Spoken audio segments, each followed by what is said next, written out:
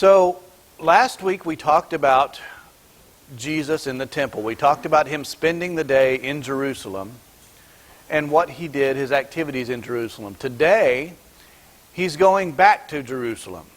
But we're going to spend some time before he gets to Jerusalem. We'll talk about a little episode with a fig tree and what that might mean, what that might tell us about what's about to happen to Jerusalem and Israel in general.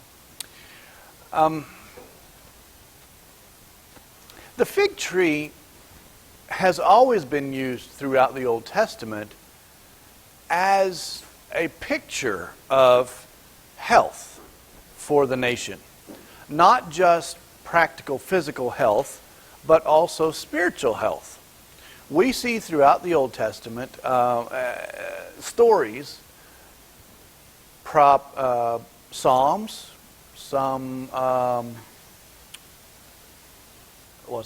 prophecies about fig trees, some prayers in which fig trees took a part. And so let's just note a couple of them just to kind of get an idea of what a fig tree means theologically to this group of people. If we were to go back into the Old Testament, we see, and where to even start? We'll just kind of throw them out. I think I wrote them down. Hosea 2. Hosea 2, God is not a happy camper. Hosea 2 is talking about, Hosea was a prophet to the northern kingdom before the captivities. We're talking Assyrian and Babylonian captivities. And so he was a contemporary to Joel, and he was a prophet to the northern kingdom. And in Hosea 2, through Hosea, God is telling his people, you've not been right. And because you've not been right, I'm going to send judgment on you. Now, we know at that time the judgment was captivity. Ultimately, when it gets to the southern kingdom, it included the total destruction of Jerusalem and the temple. And when God's temple gets destroyed, that's very meaningful, because God doesn't allow his temple to get destroyed for any reason. Just for any reason. There are specific reasons he lets it. When his people lose relationship with him to such an extent that he can't bear to exist there anymore, then he lets it go. And so in Hosea 2, let me turn to that. We'll just run through a few of these.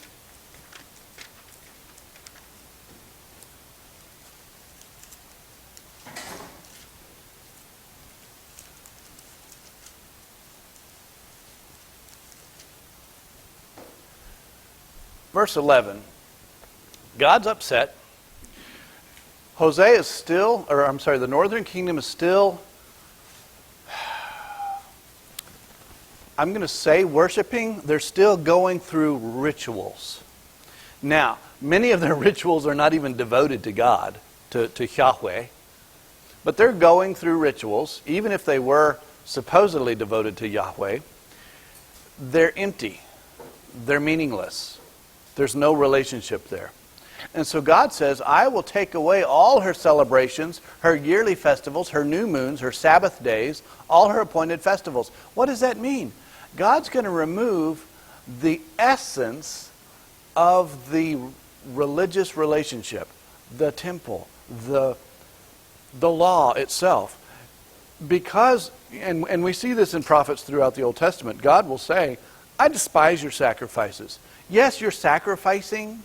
Yes, you're going through the motions, but that's all you're doing. They're empty. I don't have any glory in that. And so he's saying, I'm just going to take it away. I'm just going to get rid of it.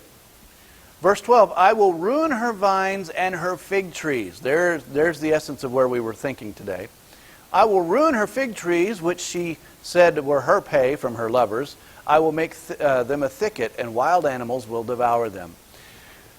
I'm going to destroy your fig trees. Fig tree, again, was a symbol of health, a symbol of both physical and spiritual health for the nations. We see Hosea again talking in chapter 9, where Israel itself is compared to a fig tree. Chapter 9, and just a smattering there, verse 10.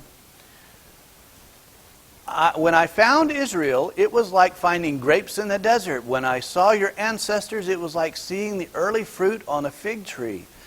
God is saying, look, when I experienced Abraham, when I experienced Jacob and Joseph and all of the early fruits of Israel, what a blessing that was to me, because they had faith, they had obedience, there was a strong relationship there. And that was like eating the early fruits on a fig tree. We'll talk about those early fruits here in a little bit. But he was blessed, he was honored. And that was verse 10. And then we get down to verse 16. Ephraim is blighted. Their root is withered. They yield no fruit. Even if they bear children, I will slay their cherished offspring. My God will reject them because they have not obeyed him. They will be wanderers among the nations. So, at one time, wow, I was inspired, I was glorified by the early fruits of Israel. But over time, Israel just disintegrated. Their focus on me, their honor toward me disintegrated. And as a result, judgment is coming. Okay, that's the essence. Their fig tree is dying. Joel, again, I mentioned he was a contemporary. His focus was the southern kingdom. And in Joel, chapter 1, verse 12, God says through Joel, the vine is dried up and the fig tree is withered.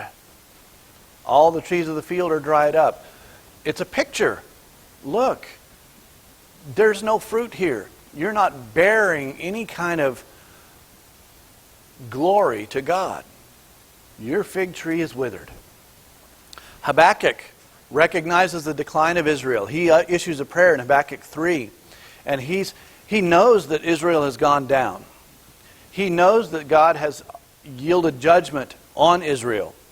And what he says is, though the fig tree does not bud, and there are no grapes on the vine, so again, it's this picture of physical health of the kingdom, but also the spiritual health of the kingdom.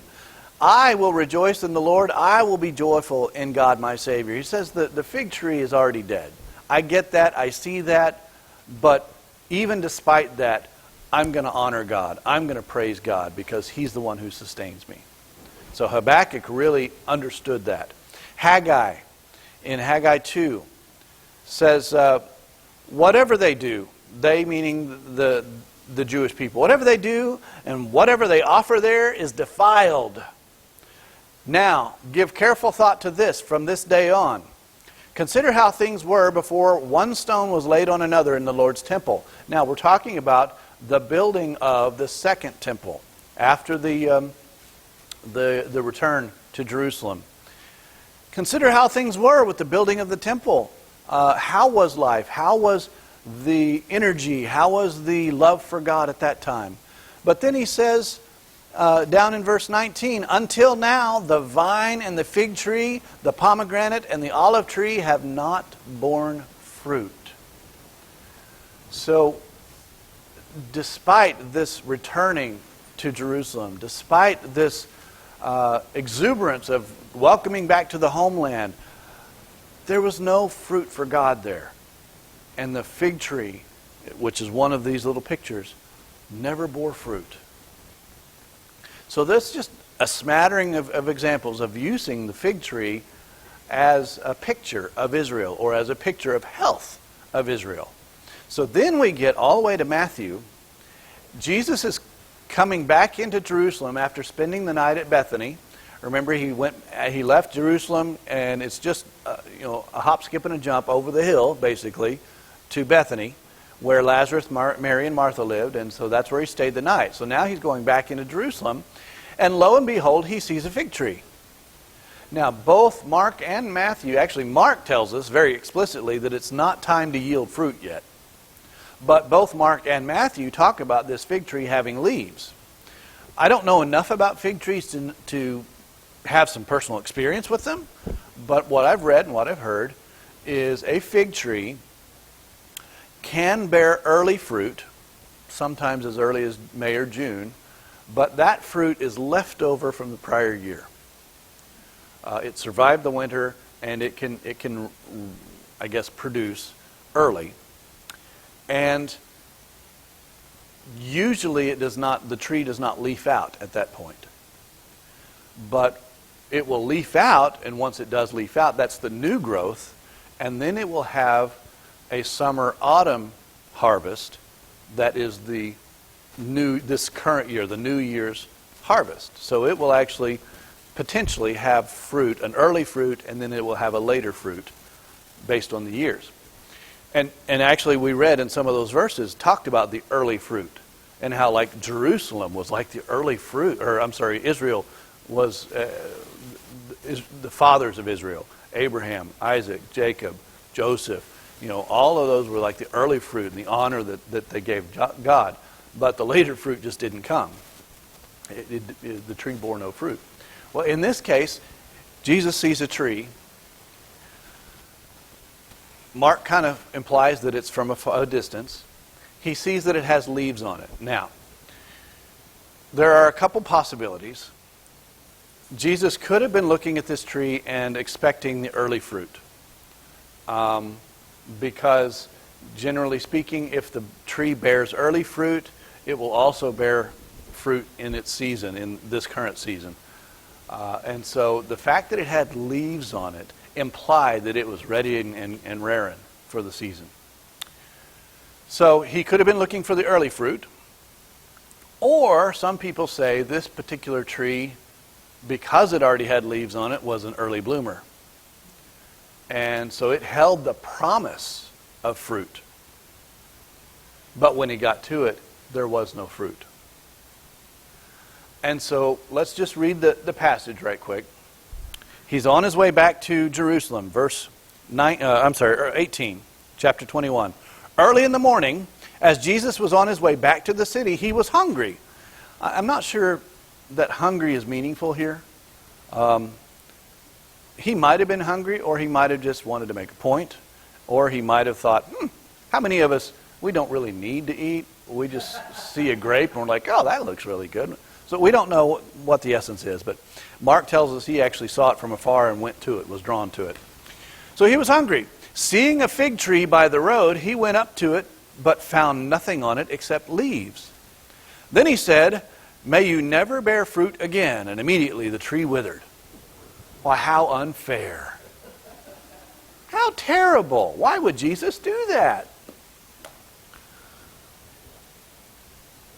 Whether it was early fruit or late fruit, it doesn't really matter. The tree promised, it showed itself to promise fruit. And yet there was no fruit. We might say there was all talk and no walk. Okay? We might say everything was external. It didn't have, it wasn't tapped into the right roots to actually grow the fruit.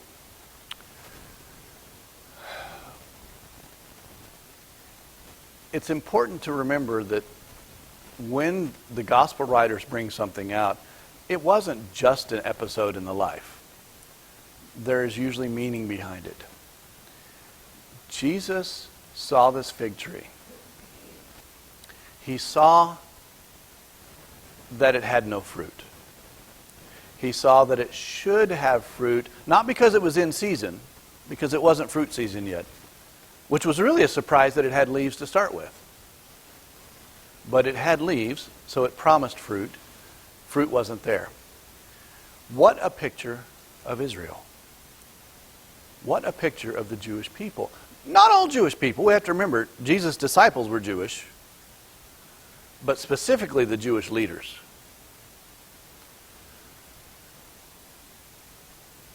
And so Jesus makes a point of the fig tree. It becomes a parable, a living parable. It had the promise of fruit. It had the show me, but it didn't have the well, I guess it had the tell me, but didn't have the show me, one might say.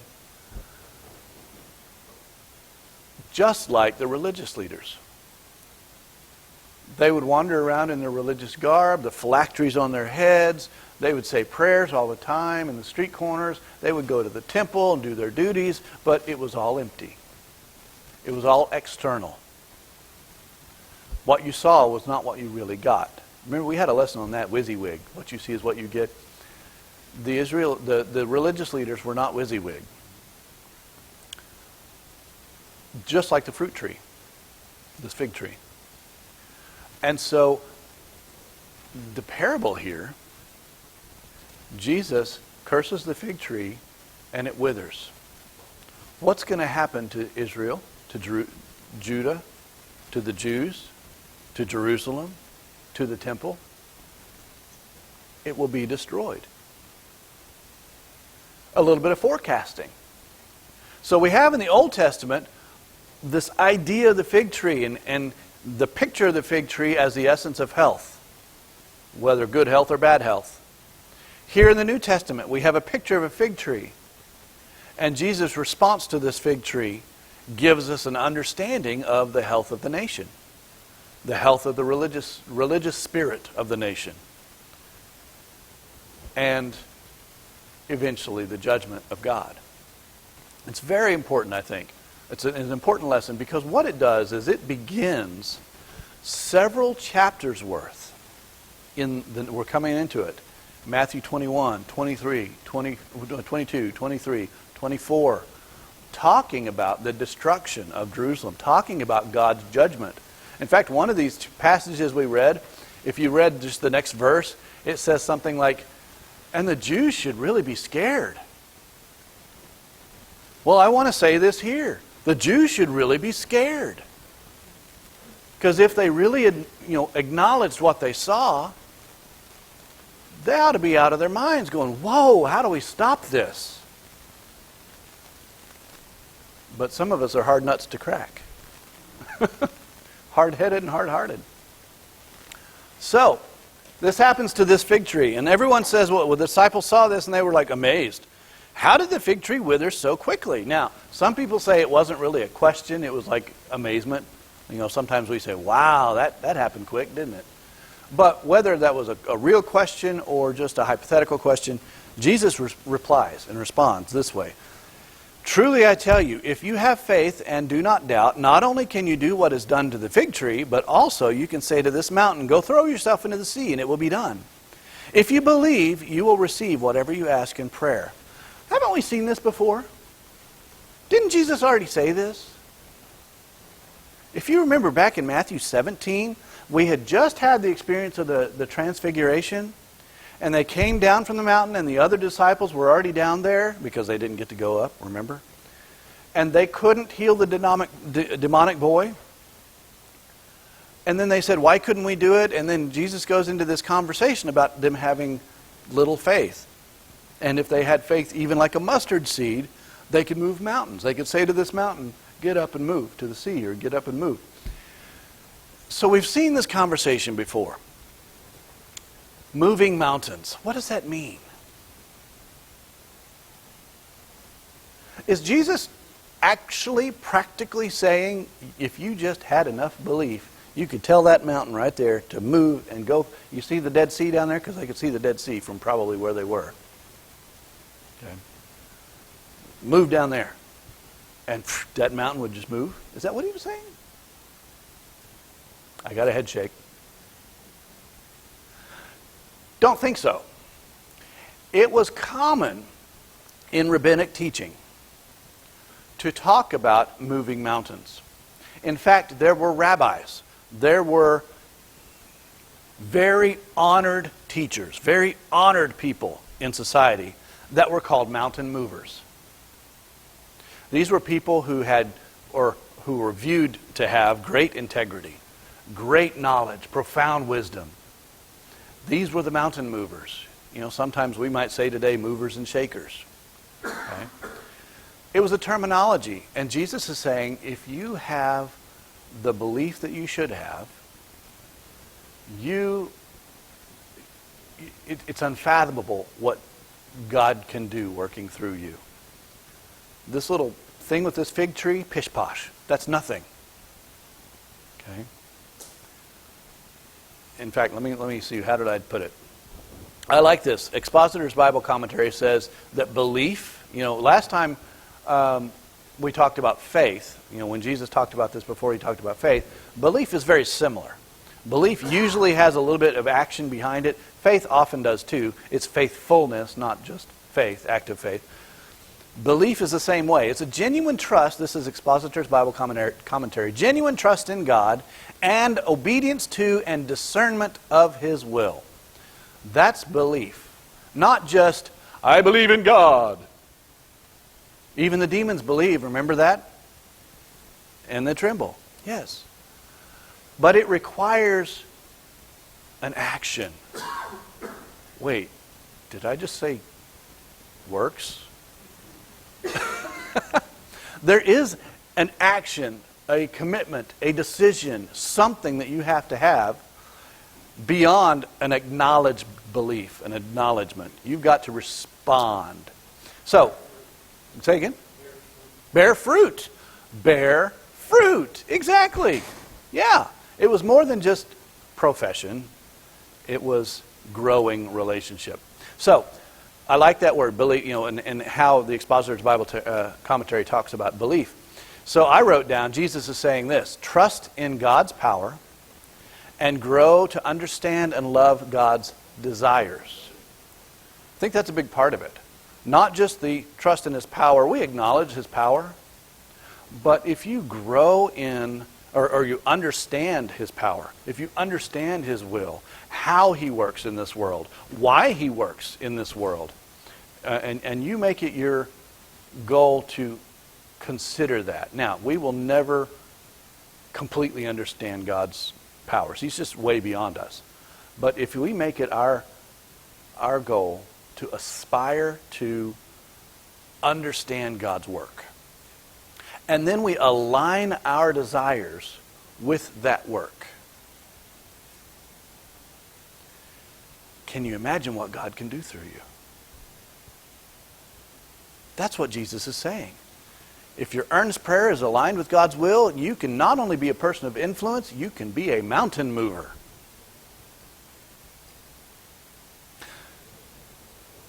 We're not going to get all the way through, which is good because I could always use notes for next week.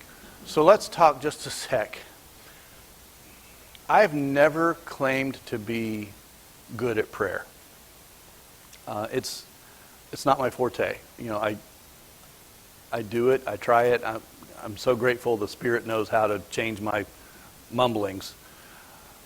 But I know there are people who are just prayer warriors. They are so good, not just at speaking the prayer, but at speaking the heart of God. And because that's not my strength, I want to invite you to kind of talk about some of your experiences with prayer. What have you discovered about prayer? Have you ever experienced mountain-moving moments? What was that like? Why was that the way it was, do you think?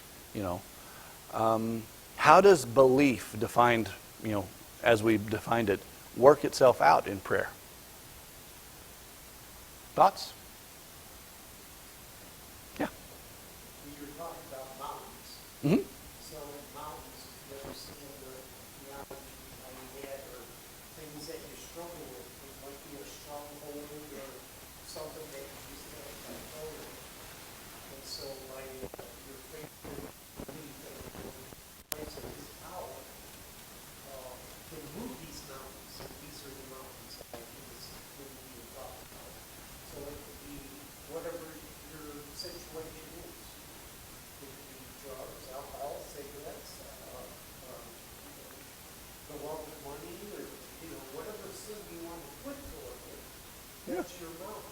I like that. That's interesting. Mountain mover in that particular instance is obstacle mover. Removing the obstacles from your true interaction with God, your true engagement with God. I like that. Interesting. Mm-hmm. Be specific. Okay. We had to call the district supplies. Okay. Because the fire treatment. And so we were, please table business. But we started getting specific. We started getting, we did this, we did this, we did. And we said, we could run out of these things. God started bringing it all here. Isn't that amazing? I don't know necessarily that I've ever had that specific experience, but I used to have a boss. She was wonderful. She had more trust and faith in God than she had common sense. But lovely, lovely person. And I would talk, and she'd say, well, I prayed for something she needed for her family. And within the week, she got it. That specific thing. And it was just amazing to hear her talking about her relationship with God and how those prayers came to fruition. And in exactly the same way. You pray for something very specific, and lo and behold, it shows up. Kind of like the old story on the internet, the milk at the door. And some guy just says, I think God's telling me to buy some milk and take it to this house. I don't know these people. Well, that was the prayer of that person. All of a sudden, of course, then you have the other one that the atheist is bringing the groceries over, and let's see, the Christian was praying that they needed groceries, and the atheist heard them praying and said, I'm going to show her. And so he went out and bought the groceries and put them on the door and then rang the doorbell, and she answered the door. Oh, God, thank you for answering my prayer. And he jumped out and said, it wasn't God, it was me. And she said, even better, he did it through an atheist.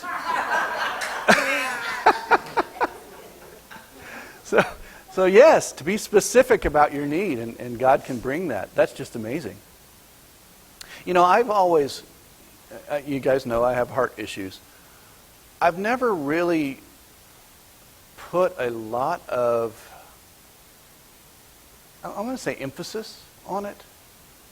I've always talked throughout my life about how God is the one who's kind of kept me alive and whatnot, but it's not something that I pray diligently about all the time, that, make this work or whatever. But I wonder if prayer not just happens in the act of prayer, but also in the lifestyle of meditation, or the lifestyle that you live, that prayerful lifestyle, prayerful relationship.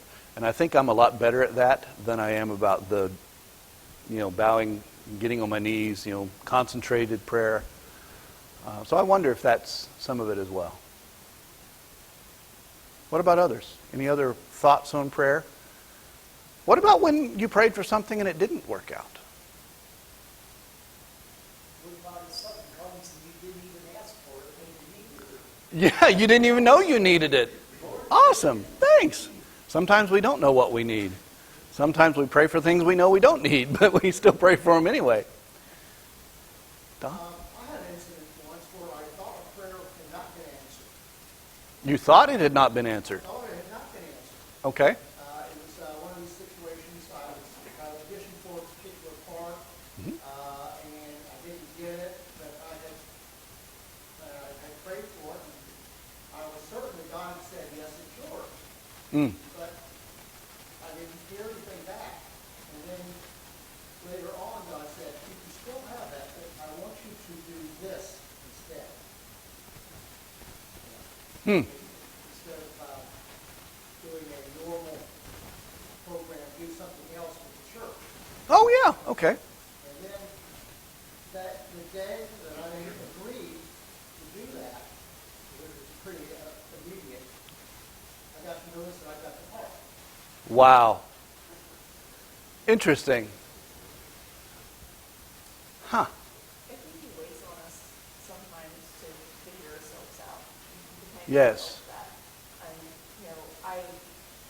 the last time I was looking for a job, I prayed and prayed and prayed because I was very unhappy in my current position, and it was a lot of no.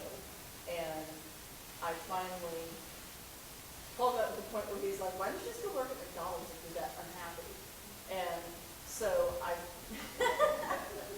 finally ended up having to change my attitude, and I was satisfied where I was and happy again where I was. And within a week, I had a after I had that, after I'd been praying about it, and I still pray about it after I didn't become happy with it, because I still would like to have moved on, but I was okay where I was. So I think God was waiting on my own attitude to change about that. That happens a lot. You know, you hear stories about people who are trying to have children, and they're trying so hard to have children, and they finally decide, you know, it's just not going to happen, let's adopt. And then all of a sudden, whoa, we have a child. People who are looking for a mate. They try so hard to find a mate, and finally they say, you know what, it's not working, I'm just going to let it go. And all of a sudden the right person steps in their way. So it's amazing how if we're trying to control our lives, if we're trying to make things happen, it's not that God doesn't want it to happen, but because we have such tight control over just our, I don't know, determinations, our future, God says, no, you're not ready for that. It's when we decide to let go that He's like, now let's make it happen. I like that. You were wanting to say something earlier. Go along with that, Tim and I tried for quite a while to have children and could not. And we were down to time and things, and I was on fertility rest. And all of a sudden he gets called out of town on business that goes wrong. Mm. And I said, okay, Lord. And I remember I could see the whole picture in my mind, down on my knees saying, if you don't want us to have children, that's not part of your plan, then give me the strength, the courage to accept that, and I surrender to you. And we got pregnant right before he left. Didn't know that at the time, but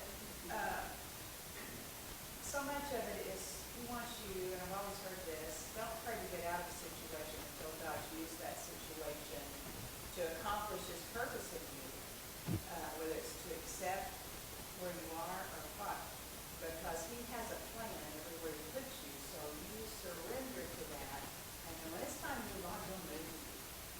And that's happened over and over in my life. But one specific time, I was going to a Bible study, and they said, now we all know that the Lord loves us because He sent Christ to die on the cross for His sins. You know, you accept that. You know God's love is great. But ask Him in this next week to confirm that with you.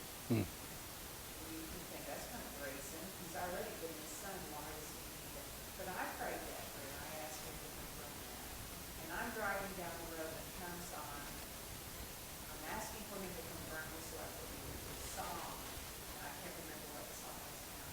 But God loves you was in the phrase. And I go home that day and in the mail is a birthday card from my sister. And it says, you are loved. Mm. And it just hit me. God just confirmed in two different ways, not just one. You are loved. And one at a time, Jacob prayed, you know, Lord, I know you are real. Sometimes we just need to feel you. Yeah. We feel a human being. And he was so sincere in that prayer at that particular time. He says, I felt God's presence behind me, not in front of me. He didn't see me. He just knew he was there with me to confirm, yes, Mm. I am behind you. And I say over and over, we don't pray to be specifically enough, and when we don't watch, well, we will miss it. Right. He answers Right. prayers. And I think so often our prayers are agenda driven to the extent that we think the answer is the movement. The answer is change, external change. Sometimes the answer is truly just internal change. Melinda's story, she would have been fine staying where she was. But what God needed was for her to change her own attitude, her own. And then, as it happened, there, God blessed us with an external change. But what He's really looking for is not, we can't change other people, and just changing the externals doesn't change the person. changing the person, and then you're open to all kind of doors. How many people in prison are not going to change their circumstances, but their prayers have made them so bold and so useful to God in their environment? And I can't remember if it was Rick Warren or if it was Max Lucado. One of the books I've read, but I want to say it's one of those two, talk about it's not really where you are. It's really what you're doing where you are. So asking for God to change our externals doesn't really provide the solution. Sometimes it's changing us on the inside so that He can make use of us in whatever situation we're in. Joseph is perfect. Absolutely. Yes. Yeah, and he tried to get himself out. He said, hey, when you get back up there and you talk to Pharaoh, remember me. Let him know I'm down here. Did that happen? No. Not until later. I mean, quite a bit later. But the timing had to be right. God's timing had to be right. But Joseph's heart had to be a little more soft as well. I think God has three answers to prayer. Yes, no, and not yet. Yes. The second two we have trouble with. Yes. Yes, no, and not yet. Those are His answers. And we do have trouble with the last two. And I appreciate Garth Brooks' song, Thank God for Unanswered Prayers, because it describes how sometimes we're so invested in wanting or desiring a particular outcome that it isn't until later on in life when you look back at it, we go, oh, God knew what He was doing, didn't He?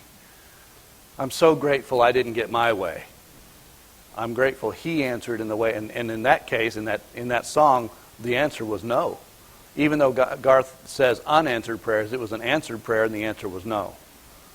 And I think oftentimes we lose track of that. But it's when we have that connection, when we have that understanding of God's will, how God works in this life. And remember, God's complete purposes are not at our life level. His complete purposes are at the spiritual level, the heavenly level. We've had that whole series, wow, it's been several years now ago, where we talked about the upper level or upper story and the lower story. We like to live in the lower story, and we want God to respond in the lower story the way we think it needs to happen. But God's less interested, I won't say not interested, He's less interested in the outcome of the lower story, far more interested in the outcome of the upper story, the spirit of the matter. Unfortunately, the Jews were very lower story. They had forgotten that upper story. They had forgotten their relationship with God and the true outcome. Even the Messiah, they had been told over and over what the Messiah was all about. But they had, over time, warped this picture of Messiah into a lower level, a lower story outcome. The Messiah to them, fundamentally, was an outworking in this world, not a spiritual outworking in a spiritual realm. And so Jesus is on the scene. The Messiah is here. And they haven't recognized it. Some of them might have recognized it, but they refused to accept it. We'll talk about that next week. Because we get into, where are we here? Chapter 21? Okay. We didn't even make it to Jerusalem again. Next week he's going to come into Jerusalem and he's going to encounter some other spiritual leaders. These are leaders of the Sanhedrin, that great council, the spiritual movers and shakers of the Jewish world. And they're going to ask him some questions about authority, and his response gets into 3 different parables that describe what's about to happen to them specifically and to the Jews generally. And it says they understood he was talking about them. And yet they started seeking a way to get rid of him. Even with that understanding. Wow. The hard-heartedness. Yes, ma'am. Yes, stiff-necked.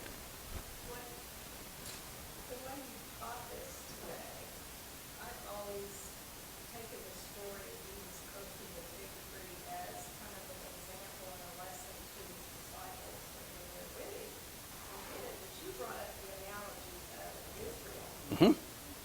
So when he curses that bakery, do you think there's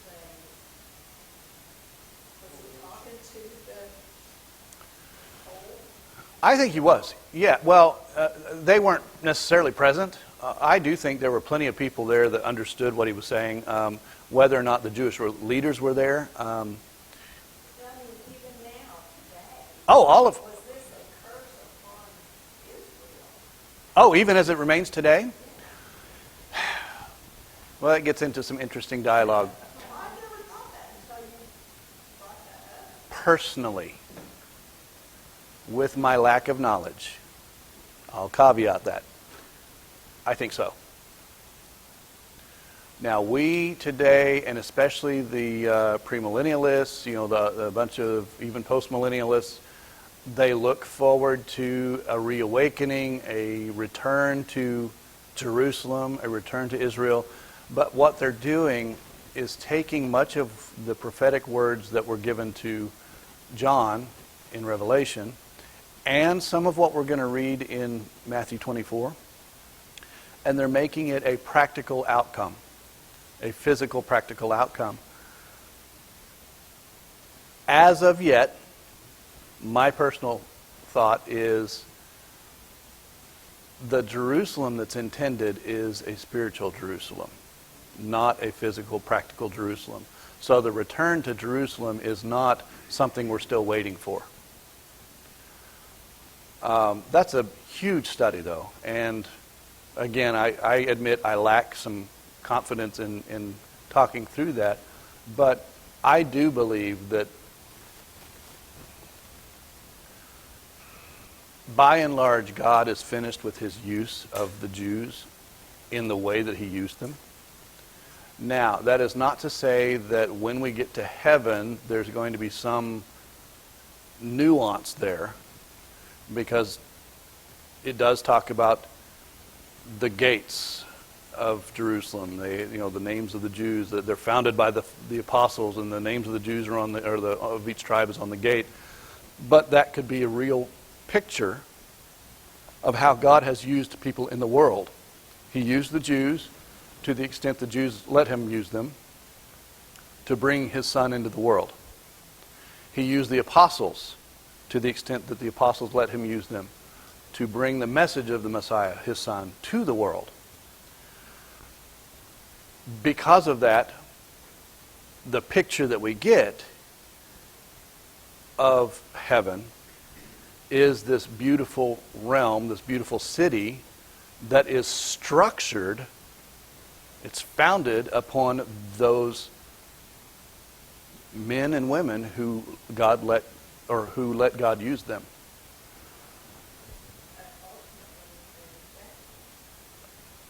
Not all of them, but yes. Yes, even today. Even today, yes. Yes. That's because they think he was a prophet, not a son. They've, So until they realize that he was the Messiah, right. they have a hard time.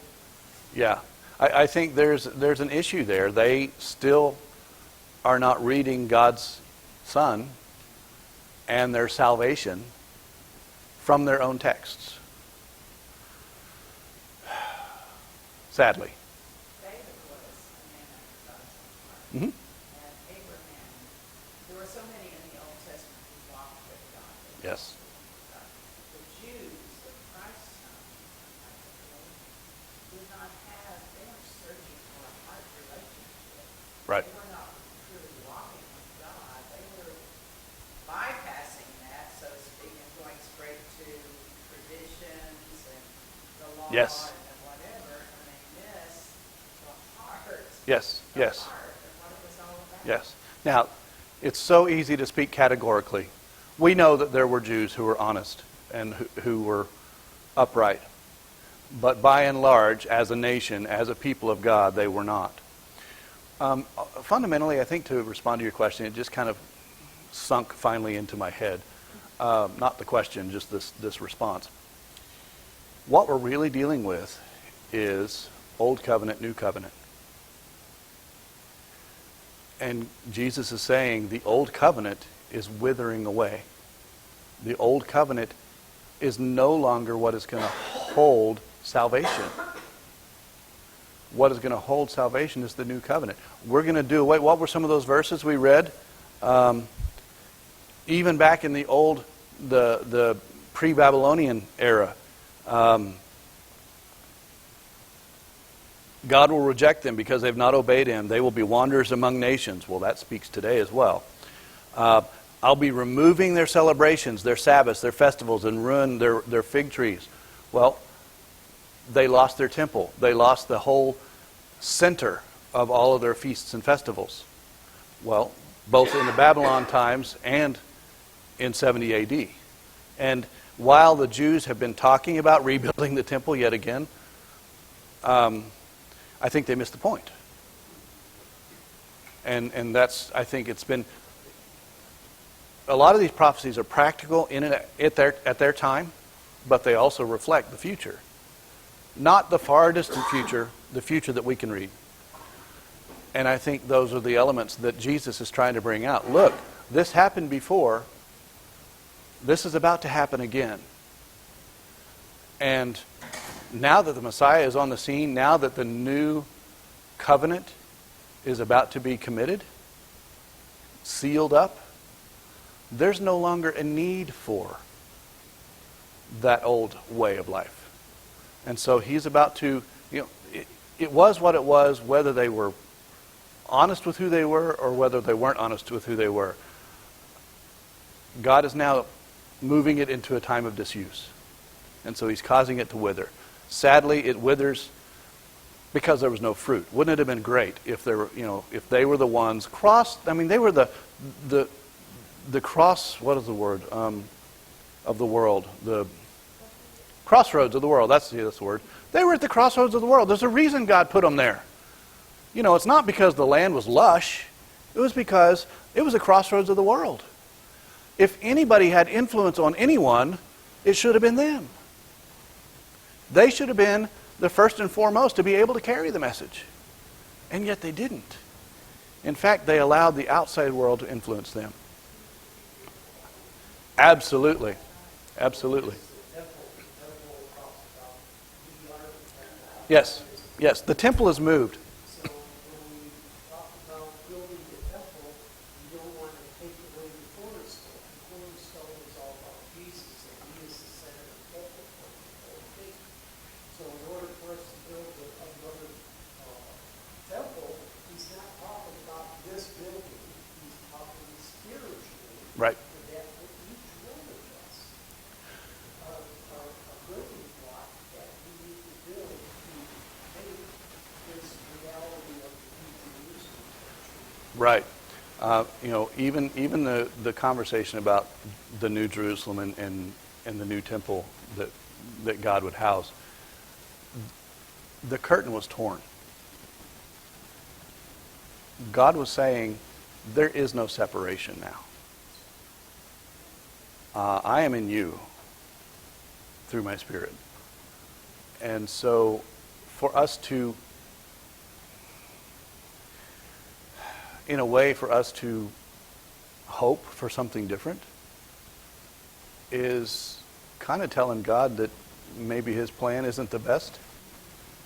At the very least, it's telling us maybe we don't understand His plan.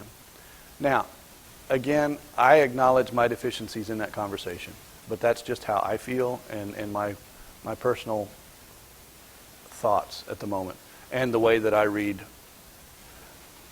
end of times texts. There are a lot of other people who feel completely different. Some people that I really enjoy listening to. I get a lot of my information from various preachers who adamantly believe in the end times. And I say end times in the way society kind of thinks of them. But that doesn't mean I have to go along with what they say in those particular. They have great things to say in other areas, and I'm like, okay, I can grab that. Yeah, whatever on that. But it doesn't mean I don't listen to it, because there are times when I've listened to it, I thought, well, the Bible does say that. Wonder what that means. I just can't quite put the pieces together. So anyway, but yes, I'm glad you brought that up, because I think it does. From that point on, that whole Jewish system was not needed. So anytime we talk about the New Jerusalem, it's not talking about anything related to that old Jewish system. It would be related to the New Covenant. Well, what does that New Covenant look like? Whether it's a real, physical, tangible realm, and a lot of people think it will be, or truly a spiritual realm that already exists today and that we're already a part of. Maybe we don't experience it to its fullest until we are fully spirit, because we are at the moment body and spirit. So maybe we will experience it at its fullest when we are only spirit. But maybe it already exists today. Yes, there are passages that hint to that. So I think you're right on when you're questioning that. And my response would be, yeah, Jesus is saying this. Mm-hmm. Okay. Yeah. Yeah. Yes. Yeah. And we know that's the only way, and that's the eternal life with God, is by accepting. Right. Right.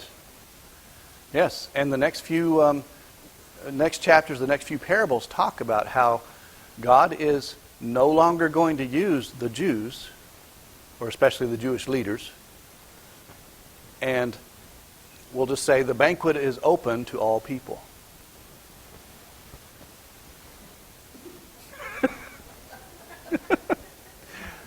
So yeah, I think we'll see a lot of that. We will see a lot of that conversation happen. Chapter 22, or the rest of chapter 21, chapter 22, chapter 23, when Jesus really gets mean with the spiritual leaders. And then chapter 24, when he's talking about, not the end of the world, destruction of the Jews, destruction of the old way of life, destruction of the old covenant. Okay. Now, I won't say there's not anything related to end times there. There might be, but I just want I want to emphasize that most of that conversation is about what they understood in their own lifetimes, the then and now. As I think Revelation was understood by the people who read Revelation in the time frame that they read it. Otherwise, it wouldn't have helped them at all, would it? Sorry. Did I say that? Let's pray. Thank you, Father. Thank you for giving us the chance to talk, the chance to discuss your word and your will. We pray, Father, that we soak our hearts in your will and understanding of you, so that we can ask for the right things, so that we can know your motives, that we can align our motives with your will and be guided by your Spirit. Help us to pray how we need to pray, and to worship how we need to worship. Help us to always remember it's not in the actions, it's in the heart. And the actions they either help facilitate our heart, but more often than not, they just express what's in our heart. Thank you, Father, for the freedom that we have in this nation to express our love for you, to openly advocate that we are your children through your Son. Lord, thank you so much for Jesus. Thank you so much for the gift of salvation through him, his gift to us of his life. Help us to live in such a way that his death was not in vain. Help us to spread your word and spread your light, that others may experience your kingdom of heaven as well. It's through your Son we pray. Amen. I neglected to mention, Jesus prayed, and the answer was no.